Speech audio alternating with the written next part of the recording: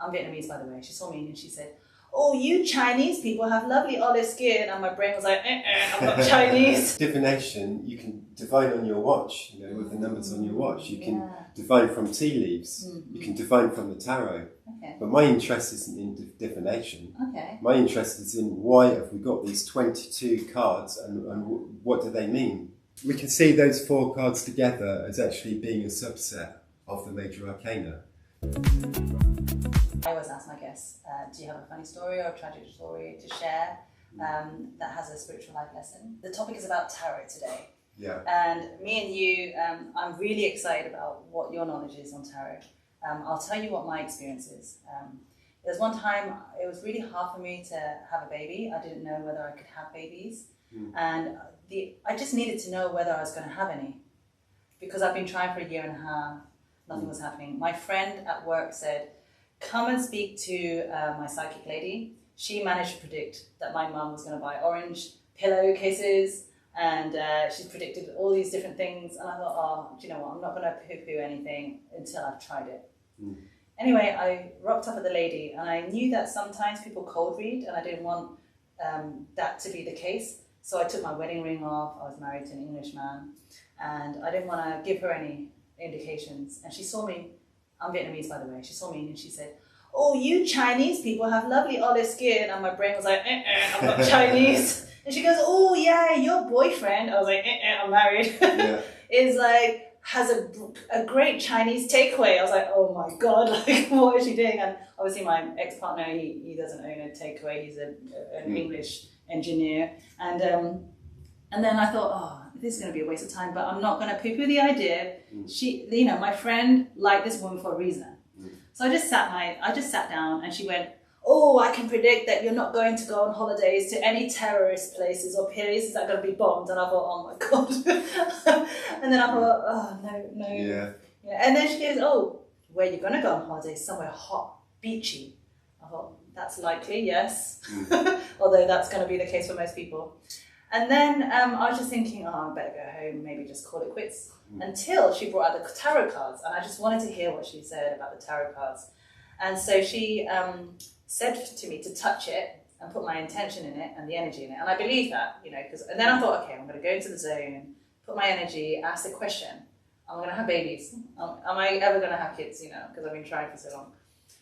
And then she went, her face just went ping, like that.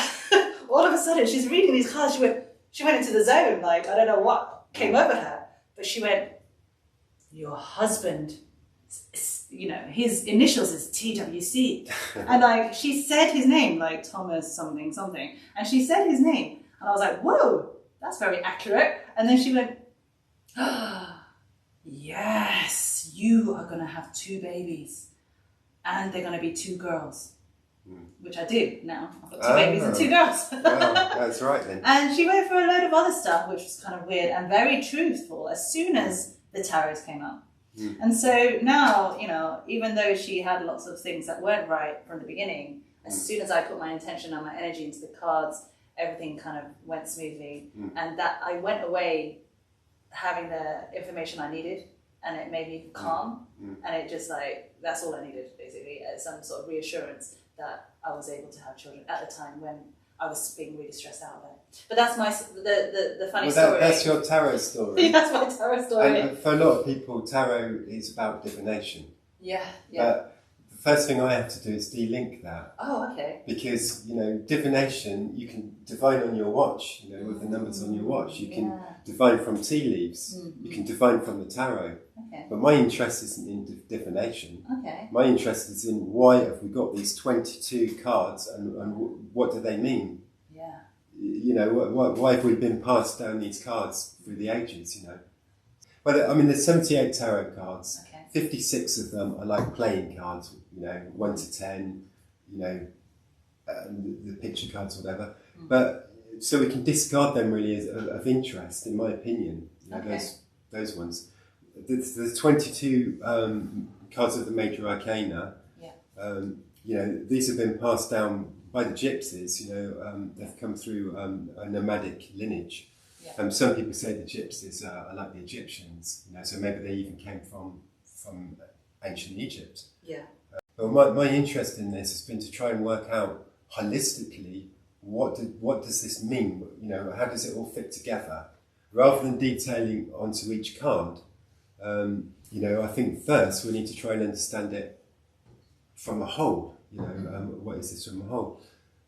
So yeah, I mean, I looked for other systems which we might be able to use to try and sort of like combine them.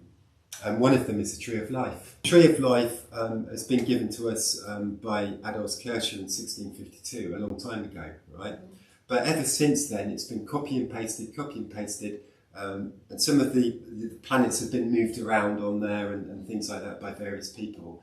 So, you know, if this system is something that we can use to help us decode the major arcana of the tarot, then I always think it's best to go back to your, you know, to the original sources if you can, which is what this is about.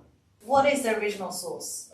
Adolf Kircher was working in Rome in 1652. He was a Jesuit. He had access to the Vatican, right? So the Vatican, I mean, the work he was working on translating Egyptian hieroglyphics. This is before the Rosetta Stone. This is earlier on when they were trying to make head and tail of them. So a lot of he must have been looking at a lot of Egyptian documents. So there must be a lot of Egyptian documents in the Vatican.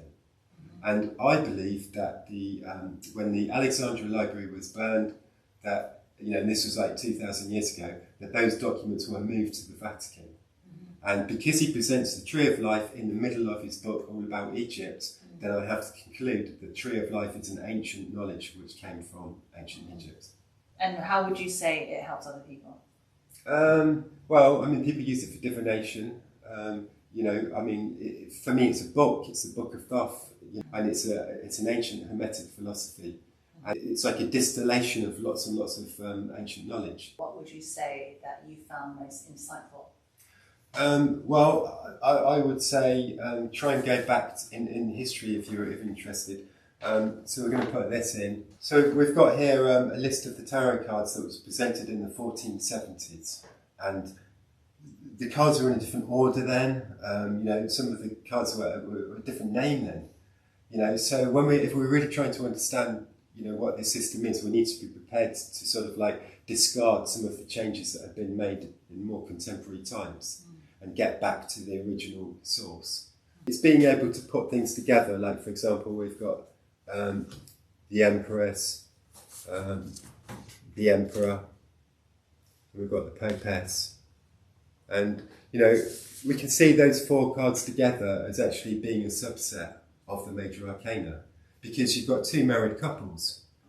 In fact, let's put we'll put the masculinity on the right, the femininity on the left, and what have we got here? We've got the king and the queen of the earthy domain.